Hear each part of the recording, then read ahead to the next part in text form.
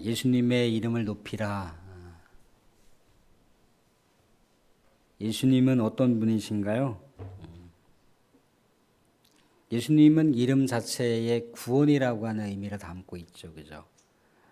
또 우리와 함께 하신다라고 하는 이름을 갖고 있어요.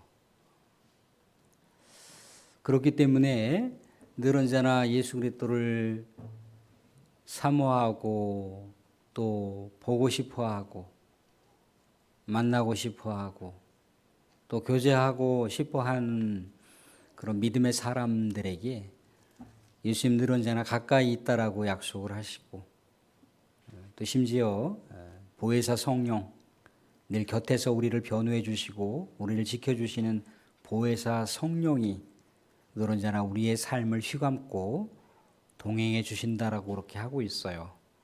예수님께서 그런 놀라운 능력의 이름을 우리들에게 주셨다는 것은 정말 우리는 복된 영혼들이라는 거죠. 복된 하나님의 백성이 되었다는 겁니다. 오늘 말씀 가운데도 그저 그 당시의 고대 사회에서의 구원의 영역을 훨씬 뛰어넘는 예수님의 그 놀라운 구원의 의지와 그 능력의 역사를 볼 수가 있습니다. 우리 기독교는 기적의 종교라고 얘기합니다. 기적이 늘 언제나 일상화되는 그런 삶이 늘 언제나 있었으면 좋겠다라고 하는 생각을 갖지만 또 기적이라고 하는 것이 때로는 우리의 욕망을 넘어서게 되면 우리 주님께서 다른 방도로 그 기적을 사용하신다는 거예요. 우리가 어떤 요구한 대로다가 우리의 욕망을 드러냈을 경우에는 우리 주님께서 그 능력을 발휘하시는 것이 아니라 그 능력을 베풀어 주시되 그 능력을 통해서 예수님이 어떤 분이신지 예수님께서 우리에게 진정 원하시는 것이 무엇인지 깨닫게 하신다는 거죠. 오늘 말씀 가운데도 보면은 성전 미문에서 40년 동안 기구한 인생을 살았던 신체 장애자가 베드로와 요한이 이렇게 성전으로 지나갈 때 무엇인가 달라고 요청을 했어요. 거린 그런 행세를 하는 거죠. 근데 보안이 이 40년 동안 거린으로서의 삶을 살았던 신체 장애자에게 현실적으로 필요한 게 뭔가요? 현실적으로 필요한 게 돈 몇 푼 정도의 아마 양식일 거예요. 돈이나 양식이나 어떤 뭐 귀중품이나 이렇게 던져주면 그걸 가지고 이제 양식거리를 해서 이제 하루하루 연명하는 그것이 현실적으로 이 신체 장애에게는 필요했다는 거죠. 사람들하고 교류를 할 수 있습니까? 아니면 성전에 가서 하나님께 애타게 기도할 수가 있습니까? 당시 신체 장애자라고 하는 것은요, 모든 삶에서 원천 봉쇄를 당하는 거예요. 그냥 죽지 못해서 하루하루 살아가는 삶이 이렇게 40년 동안 태어나면서부터 신체 장애를 앓고 있었던 사람의 안타까운 사연인 거죠. 그런데 어느 누군가가 이 사람을 돕지 않으면 이 사람은 생존할 수가 없습니다. 그래서 혹여라도 베드로나 요한이 지나갈 때 한 푼만 주세요라고 했고 뭔가 한 푼을 주기를 기대를 했는데 베드로와 요한은 뭘 주었나요? 은과 금은 없고 내게 있는 것으로 너에게 준다 하면서 나사렛 예수 그리스도의 이름으로 걸어라 그렇게 했거든요. 그랬을 때 이 신체 장애자가 거동하지 못하는 늘 언제나 앉아서 생활해야 되는 누워서 생활해야 하는 그러한 장애를 앓고 있었는데 일어서서 걷기도 하고 뛰기도 하고 정말 기쁜 마음으로다가 이제 육신이 온전히 회복이 되었으니까 성전에 들어가는 것을 차단하는 사람이 없는 거죠. 기쁜 마음으로 성전에 들어가서 하나님께 찬양도 하고 경배도 하고 예배드릴 수 있는 그런 놀라운 광경을 사람들이 봤다는 거예요. 이 역사를 일으킨 자가 누군가요? 베드로였잖아요. 그러니까 많은 사람들이 베드로를 주목하고 있었어요. 베드로가 뭔가 엄청난 능력, 기괴한 능력을 발휘했기 때문에 모든 사람들의 초미의 관심이 베드로에게 온통 집중되었었던 거예요. 근데 베드로가 뭐라고 얘기를 합니까? 오늘 이렇게 얘기를 한다는 거죠. 12절 하반절 보시면 우리 개인의 권능과 경건으로 이 사람을 걷게 한 것처럼 왜 우리를 주목하느냐? 왜 우리를 주목하느냐?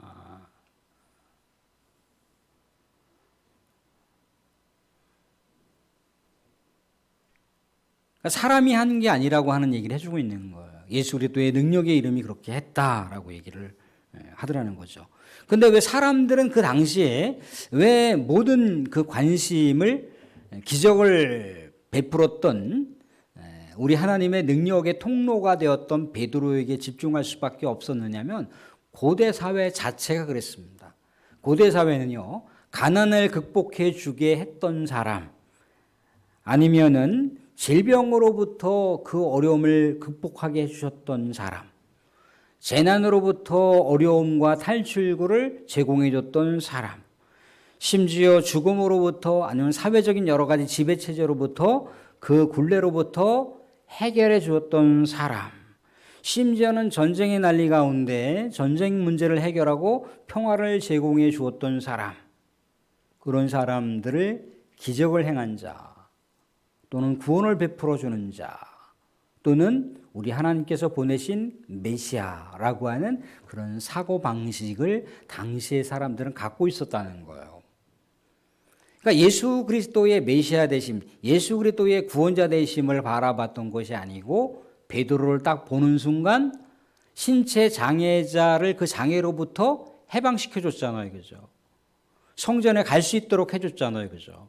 그러니까 많은 사람들이 생각할 때 저 신체 장애자의 장애를 극복하게 해주셨던 저 베드로야말로, 요한이야말로 진정한 구세주구나, 진정한 구원자구나, 진정한 우리를 위해서 온 평화의 사역자구나 라고 하는 그런 생각을 가지고 베드로를 쳐다봤다는 거예요. 근데 베드로는 그렇게 하지 않았다는 거죠. 그죠? 모든 기적을 일으킨 그런 주체가 자신이 아니라고 하는 얘기를 해주고 있습니다. 16절 하반절 보시면 이렇게 나와 있어요. 16절 하반절 보시면 그 이름을 믿음으로 그 이름이 너희가 보고 아는 이 사람을 성하게 하였나니 그의 이름, 그 이름이 누군가요? 예수 그리스도의 이름. 예수로 말미암아 난 믿음이 너희 모든 사람 앞에서 이같이 완전히 낫게 하였느니라. 예수 그리스도의 능력의 이름, 예수 그리스도의 그 이름의 역사가 이 신체 장애자를 장애로부터 완전히 치유시켰고 회복시켜 줬다라고 하는 얘기를 거듭해서 강조를 하고 있어요. 예수 그리스도를 높이는 그런 놀라운 은혜의 사건을 이렇게 사도 베드로와 요한이 고백하고 있는 장면인 거죠. 사랑하는 성도들, 이 세상 가운데 우리는요, 얼마든지 예수님의 그 은혜와 능력과 축복을 때로는 우리가 가로채는 경우가 있을 수 있어요.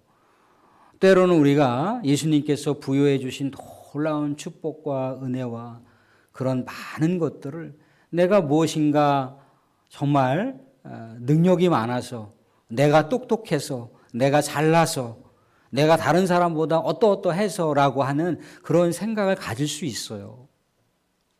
물론 우리 주님께서요, 열심히 성실하게 부지런하게 그렇게 땀 흘리는 사람들에게 더 많은 기회를 주시는 것은 당연하죠. 그런데도 불구하고 모든 것이 우리는 마침표를 하나님의 은혜였습니다. 예수 그리스도의 축복이었습니다. 우리 하나님께서 베풀어 주신 은덕이었습니다. 라고 고백을 해야 된다는 거예요. 왜냐하면 그러할 때 우리의 삶 속에 은혜가 메마르지 않는다는 겁니다. 모든 우리의 인생의 총체적인 삶의 은혜가 주께로부터 왔습니다라고 고백이 될 때 우리 주님께서는 계속해서 은혜를 공급해 주시고 우리 주님께서 그 인생의 영혼을 끝까지 붙들어 주신다는 거예요. 베드로나 많은 제자들의 삶을 보세요. 가룟 유다의 삶을 보세요. 가룟 유다의 삶은 어땠습니까? 끝내 자기 입장으로 예수 그리스도를 해석해 버렸어요. 자기가 생각하는 예수 그리스도하고 예수님이 너무나 그렇게 자꾸만 죽는다고 얘기하니까 그 예수님과 가룟 유다가 생각하고 있는 예수님하고 너무 달랐던 거예요.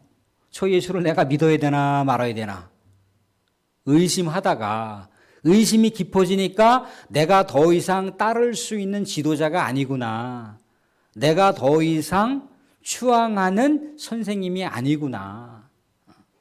차라리 그냥 돈 몇 푼에 저 쓸데없다라고 생각하는 저 사람을 팔아버리자. 그래서 뭔가 내가 3년 동안 주구장창 저 사람을 쫓아다녔는데 뭔가 보상 심리 때문에 뭔가 채울 것은 채우고 그렇게 해서 예수님을 버렸던 거예요.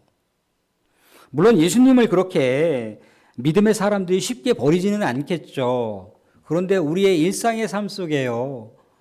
시련이 오거나 어려움이 닥칠 때 또 내가 원하는 어떤 삶의 그 그림대로다가 내 인생의 여정길이 한 걸음 한 걸음 나아가야 되는데 자꾸만 인생이 꼬이기 시작하더라는 거예요. 내가 그렇게 우리 주님께 간절히 기도했고 간절히 원했는데 왜 자꾸 내 인생이 이렇게 어려움으로만 힘겨운 것으로만 자꾸만 이렇게 돌아가는 인생처럼 느껴지는 직진으로 가도 되는데 왜 자꾸만 직진으로 안 가고 자꾸만 후퇴하는 것 같고 자꾸만 먼 길로 돌아가는 것 같고 그런 어떤 답답한 심정이 우리 가운데 마치 거대한 바위덩어리가 딱 짓누르는 것 같이 느껴졌을 때 그때 주님을 간절하게 우리가 부르짖지 않을 수가 있다는 거예요. 유행가 가사처럼 내 인생은 나의 것, 내 인생은 나의 것, 내 인생은 나의 것이라고 하는 순간 주님은 온데간데 없이 사라지는 거예요. 늘 언제나 우리의 삶은요, 주님이 없이는 안 돼요. 우리 주 예수 그리스도의 이름이 없이는 안 돼요. 제가 하루라도 우리 주님의 은혜가 메마르지 않는 삶을 살아야 되겠으니 주님이 없이는 안 돼요. 주님이 없이는 안 돼요. 그렇게 우리가 나아가는 거예요. 그게 주님을 높이는 길인 거죠. 제자들이 담대하게 믿음의 역사와 정말 산 소망을 가지고 주 예수 그리스도의 이름을 높이는 증인으로서의 삶을 살 때, 담대하게 살 때 자신들이 가진 어떤 기백을 가지고 그렇게 복음을 증거했던가요? 아니죠. 늘 언제나 자신들의 이 심장 아래는 늘 언제나 예수 그리스도의 이 박동이 뛰고 있었어요. 자신들의 심장 가운데 예수 그리스도의 십자가의 사랑이 쿵쾅 뛰고 있었다고요. 그 사랑을 거부할 수 있었던 것도 아니고 그 사랑을 외면할 수 있었던 것도 아니라는 거예요. 정말 예수 그리스도를 몰랐을 때는 예수 그리스도를 떠날 수 있었고 예수 그리스도를 부인할 수 있었을지 모르지만 예수 그리스도를 안 순간 예수님이 나에게 모든 걸 다 주신 분이구나. 모든 걸 다 바쳐서 나를 사랑하셨던 분이구나. 내 부모는 나를 사랑하다가 심지어 서운함을 표시하거나 아니면 이렇게 저렇게 자신의 인생이 연한이 되어서 떠나갈 수 있는 분이지만 우리 예수님은 영원토록 세상 끝날 때까지 나와 동행하신다라고 하셨던 분이고 나의 인생에 늘 언제나 그림자처럼 나를 인도해 주셨던 그 예수님이구나라고 하는 것을 우리가 놓치지 않고 그분을 고백하면서 그분을 내 인생의 주관자로 끊임없이 또 노래하고 또 경배하면서 나아갈 때 주님께서는 주님의 정체성이 생기시는 거예요. 주 예수 그리스도의 이름을 높인다는 건 뭐겠습니까? 주님을 우리가 필요로 한다는 거예요. 주님 없이는 안 된다라고 하는 삶을 고백하는 거예요. 그러게 됐을 때 주님은 주님의 정체성이 생기는 거죠. 사랑하는 아내와 사랑하는 남편이 있습니다. 여보, 난 당신밖에 없어. 당신이 아니면 안 돼. 당신밖에 없어. 그래야지. 당신 아니어도 쌓이고 쌓인 게 여자요. 당신 아니어도 멋지고 잘 나가는 남자들 많어. 그렇게 되는 순간 사랑하는 아내와 사랑하는 남편은 뭐가 됐냐 말이죠. 존재 가치를 상실하는 거예요. 그죠? 내가 그럼 살 이유가 없네? 내가 당신하고 가정을 세울 이유가 없네? 그렇게 되는 거예요. 예수님께서 이 땅 가운데 오실 때 어떻게 오셨습니까? 말씀이 육신이 되어 우리 가운데 거하심에, 그분이 바로 예수님이신 거예요. 우리하고 함께 살고자, 우리와 함께 동행하고자 오신 분이 예수님이라는 거예요. 우리하고 한 가정에서 살기를 원하시는 가정의 주관자로서 우리의 삶의 곁에 늘 언제나 우리를 응원하시고 지지해 주시는 분이 바로 예수님이라고요. 그러니까 예수님을 여러분들 서운하게 하시면 안 돼요. 예수님이 나의 인생의 최고봉입니다. 예수님이 내 축복의 근원자입니다. 내 은혜의 최고의 사령관이십니다. 라고 주님을 고백하게 되는 순간 주님은 정체성이 생기는 거예요. 그래, 내 친구야. 내가 원하는 게 뭐야? 내가 필요로 하는 게 뭐야? 내가 너 능력의 한계를 넘어서는 것조차도 내가 채워주고 너의 간절한 소망을 내가 성취하면서 마침내 우리가 원대한 하늘나라의 비전을 이 땅 가운데 함께 심어나가자. 친구야, 친구야. 그러시는 거예요. 우리 사랑하는 성도들, 말씀을 맺겠습니다. 예수님은 우리의 영원한 구원자, 우리와 일평생 동안 내가 숨이 넘어가는 그 순간도, 내가 죽어 우리 하늘나라에 가 있는 동안도 예수님은 끝까지 함께 하신다라고 약속하셨던 분이십니다. 우리가 사나 죽으나 살든지 죽든지 주님을 높이고 주님 안에 늘 언제나 주님의 이름을 우리가 붙들고 우리의 인생의 여정길 담대하게 영혼구원을 위해서 애쓰시며 또 교회를 세우시고 가정을 천국의 가정으로 세워나가는 은혜가 저 여러분 가운데 있기를 주님의 이름으로 축원드립니다. 아멘.